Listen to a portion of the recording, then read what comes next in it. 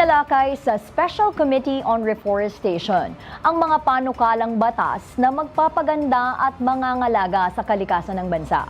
Isa na riyan ang pagtatatag ng community forest at arboretum sa mga lugar sa bansa. Si Carms Magluyuan para sa mga detalye live mula sa Batasang Pambansa. Carms?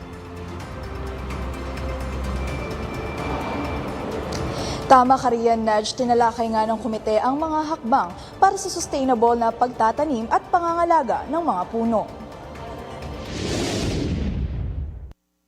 I think that I shall never see a poem as lovely as a tree whose hungry mouth is pressed against the earth's sweet flowing breast, a tree that looks at God all day and lifts her leafy arms to pray. Diyan na lang tayo kasi mahaba ito. Thank you.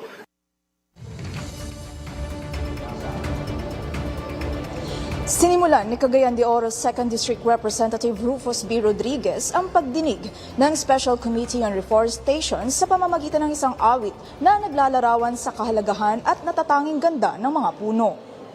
Matapos nito, tinalakay ng komite ang 6 na panukalang batas, ang House Bill 3700, 3701, 3702, 4837 at ang pinagsamang House Bills na 3345 at 3350. Layon ng mga ito na palakasin ang konserbasyon ng biodiversity at pangangalaga sa kalikasan sa pamamagitan ng pagtatatag ng mga community forest at arboretum sa iba't ibang lugar. Kabilang ang Cagayan de Oro, Misamis Oriental at ilang bayan ng Lanao del Norte. Bukod dito ay minumungkahi rin sa mga panukala ang taunang pagtatanim ng mga puno bilang paggunita sa anibersaryo ng mga kababayang Tiboli.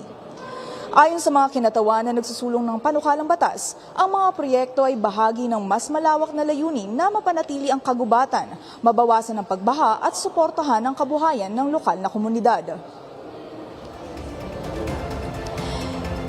Nudge, bagamat may mga usapin pa na kailangan busisiin, naging maayos naman at mabunga ang pagdinig dahil nagkaisa ang mga resource speakers sa pagsuporta ng mga panukalang batas.